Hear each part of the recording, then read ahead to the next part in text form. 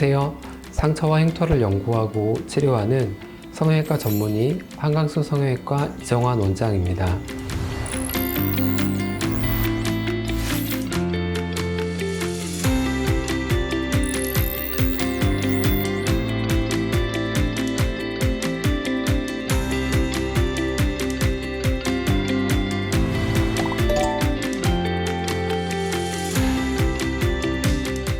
흉터 치료는 집에서 흉터를 관리하는 홈케어와 병원에서 하는 흉터 레이저 치료로 나누어 볼 수 있습니다. 흉터 연고나 보습제, 실리콘 밴드 등을 이용한 홈케어는 상처가 나으면 바로 시작하는 것이 좋은데요. 좋은 제품을 많이 바르는 것보다는 흉터 상태에 맞는 제품을 선택하여 적절하게, 순서에 맞게, 그리고 꾸준하게 관리하는 것이 중요하다고 생각합니다. 흉터 레이저 치료를 언제 하는 게 좋은지에 관한 질문은 학회나 강연에서 흉터 관련 발표를 하면 빠지지 않고 나오는 단골 질문입니다. 제가 처음 레지던트를 하던 시절에는 상처가 나은 후 최소 3개월에서 6개월이 지난 후에 시작하는 것이 좋다는 의견이 많았습니다. 하지만 흉터 레이저 치료의 효과가 입증되고 보급되면서 시작 시기는 점점 빨라지고 있습니다. 최근에는 상처 치료 후 3에서 4주 후에 흉터 레이저 치료를 시작하는 것이 가장 평균적인 것 같습니다. 그리고 저도 3에서 4주가 지난 후에 흉터 레이저를 시작하는 경우가 가장 많은 것 같습니다. 점점 빨라지는 추세에 맞게 흉터 레이저 치료를 빨리 시작해야 한다는 마음으로 상처 치료 1, 2주 후부터 시작하기도 하면서 흉터 레이저 치료를 빨리 시작하는 것이 최선인 것처럼 약간은 경쟁적으로 광고하는 경우도 늘어나고 있습니다. 흉터 레이저 치료를 바로 시작하는 것이 잘못된 치료 방법은 아닙니다. 하지만 무분별하게 그리고 무조건 빨리 시작하기보다는 흉터의 상태를 정확하게 파악하고 적절한 레이저 치료를 하는 것이 더 중요하다고 생각합니다.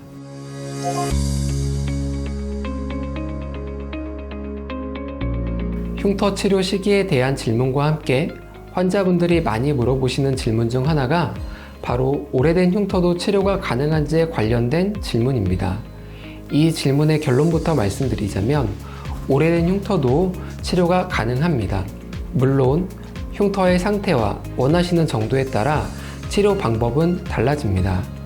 최대한 기능이나 외형이 원상 복구에 가까운 정도의 치료를 원하신다면 수술이 필요한 경우가 많지만 이 외에는 흉터 레이저 치료로도 충분히 치료가 가능합니다.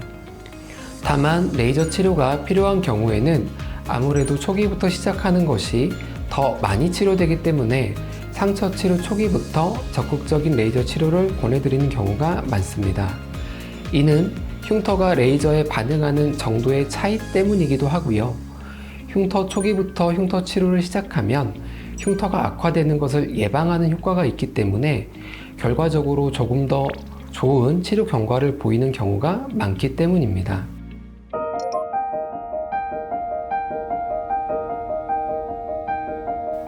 흉터도 피부의 일종이기 때문에 기본적인 피부 관리 방법이 중요합니다. 흉터 관리에서 가장 중요한 것은 보습과 자외선을 차단하는 것입니다.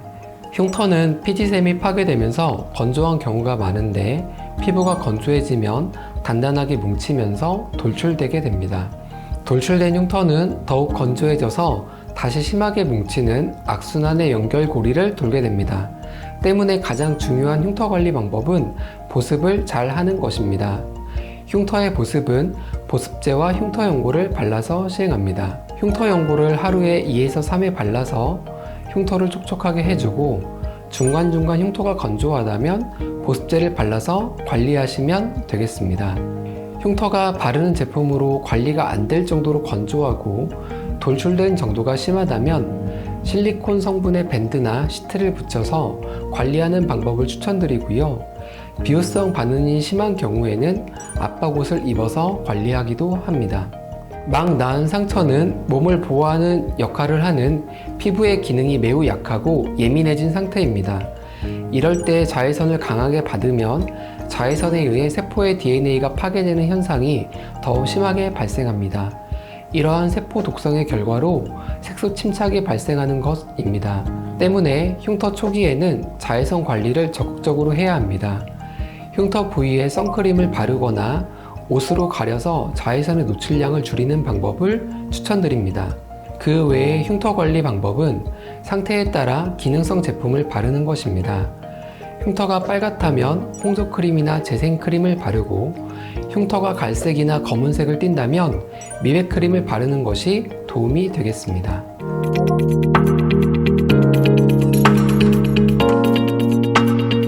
초기 치료가 중요하다는 말은 상처 상태에 맞게 적절한 치료가 중요하다는 말입니다. 화상에는 화상연고를 바르고, 찢어진 상처나 찰과상에는 빨간 약을 바른다 같은 수학공식과 같은 치료가 아니라 상처의 특성에 맞춰서 치료를 한다는 의미입니다. 화상을 예를 들면, 처음 화상을 입으면 열감이 남아서 뜨거우면서 자결감이라는 통증이 동반됩니다. 이럴 때 무조건 화상연고를 바르기보다는 흐르는 물에 20분간 식혀서 열기를 뺀 다음 쿨링 드레싱으로 상처를 진정시켜줍니다. 이후에는 화상의 주된 악화 요인인 염증 치료를 하는 식으로 화상의 생리학적 기전에 맞춰서 치료를 하는 것입니다. 두 번째로 찰과상의 예를 들어보겠습니다.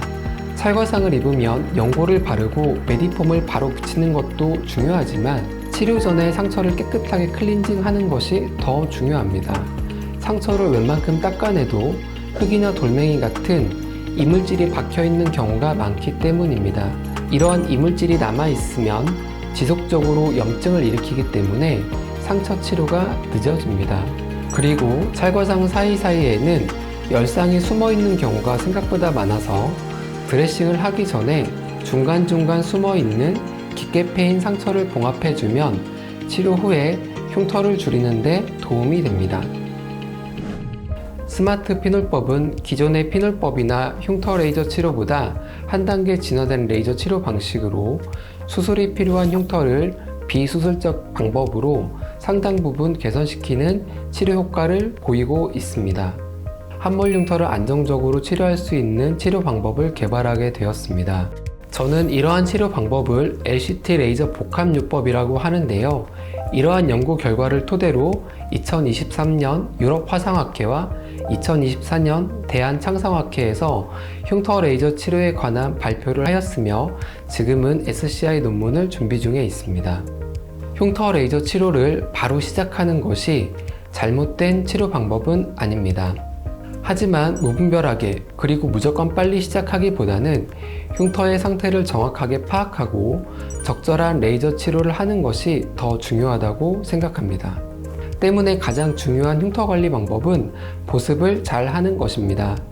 흉터가 바르는 제품으로 관리가 안 될 정도로 건조하고 돌출된 정도가 심하다면 실리콘 성분의 밴드나 시트를 붙여서 관리하는 방법을 추천드리고요. 비효성 반응이 심한 경우에는 압박옷을 입어서 관리하기도 합니다. 이럴 때 자외선을 강하게 받으면 자외선에 의해 세포의 DNA가 파괴되는 현상이 더 심하게 발생합니다. 이러한 세포 독성의 결과로 색소 침착이 발생하는 것입니다. 때문에 흉터 초기에는 자외선 관리를 적극적으로 해야 합니다. 그 외의 흉터 관리 방법은 상태에 따라 기능성 제품을 바르는 것입니다. 흉터가 빨갛다면 홍조크림이나 재생크림을 바르고, 흉터가 갈색이나 검은색을 띈다면 미백크림을 바르는 것이 도움이 되겠습니다. 일상생활에서 누구나 갖고 있는 흉터이기에 그만큼 흉터 치료에 대해 고민하는 분들이 많은 것 같습니다.